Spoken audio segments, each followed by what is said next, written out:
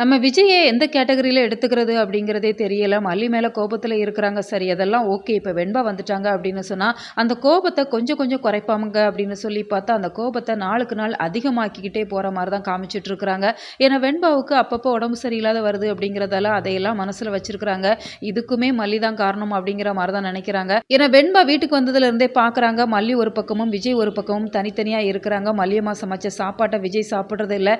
இதெல்லாம் ஒரு குழந்தைக்கு தெரியாம எப்படி இருக்கும்? இவங்க 2 பேருக்குள்ள இடையில ஏதோ ஒரு பிரிவு இருக்குது அப்படிங்கிறத அவங்க நல்லாவே புரிஞ்சுக்கிறாங்க. ஆனாலுமே விஜய பொறுத்தவரைக்கும் இது எல்லாத்துக்கும் மல்லி தான் காரணம்.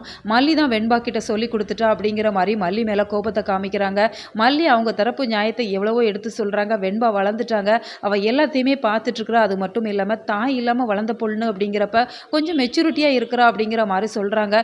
நானும் வெண்பாவ கிட்ட இருந்தே தான் பார்த்துட்டு இருக்கிறேன். எனக்கும் வெண்பாவோட கேரக்டர் எனக்கு நல்லா தெரியும். நான் உன்கிட்ட சரியா பேசுறதில்ல அப்படிங்கிறதுல நீ வெண்பா கிட்ட சொல்லிக் குடுக்குற. அதனால தான் வெண்பாவோட மனநிலை பாதிக்கப்பட்டிருக்கு அப்படிங்கிற மாரி விஜய் கொஞ்சம் கூட வாய் கூசாம பேசிட்டு இருக்கிறாங்க. ஆனா நான் சொல்லுவேன் வெண்பாவோட மனநிலை மோசமா இருக்கிறதுக்கு முக்கிய காரணம் இந்த விஜய் அப்படின்னு தான் சொல்லணும். ஏன்னா விஜயை பொறுத்த வரைக்கும் மல்லி கிட்ட சரியா பேசல அப்படிங்கிறது மட்டும் தான் வெண்பாவோட மனசுல இருக்கு. அந்த குழந்தையை பொறுத்த வரைக்கும் மல்லியம்மா டாடா 2 பேரும் ஹாப்பியா இருந்தாங்க அப்படின்னு சொன்னா அவங்க ஹாப்பியா இருப்பாங்க. இப்போ மல்லி சந்தோஷமா இல்ல அப்படிங்கிற விஷயத்த தெரியவும் தான் அந்த குழந்தை மனசுல ரொம்பவே பாதிப்பு இருக்குது அப்படிங்கிற விஷயத்த கூட விஜய் தெரிஞ்சுக்கல.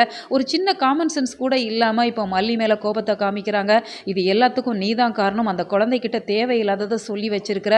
உன் மேல அப்படி ஒண்ணும் எனக்கு கோபம் குறையாது அப்படிங்கிற மாரி கோபத்த காமிக்கிறாங்க. இப்போ மல்லி கண்ணீர் விட்டு அழுறாங்க. கடவுளே இந்த உயிரை நீ எடுத்துக்கோ அப்படிங்கிற மாரி ஒரு வார்த்தையை சொல்றப்ப நமக்குமே மனசு ரொம்ப கஷ்டமா இருக்கு. விஜய் கூடி சீக்கிரம் மனசு மாறுவாரா? விஜய் மனசு மாற வாய்ப்பே இல்ல. ஏன்னா இப்போ ராஜியோட பொண்ணு ஊர்ல இருந்து வராங்க அப்படிங்கிறதால புது பொண்ணு கிடைச்சிடுச்சு அப்படிங்கிற மாரி தான் தெரியுது. உங்களோட கருத்துக்களை மறக்காம கமெண்ட் பாக்ஸ்ல சொல்லுங்க.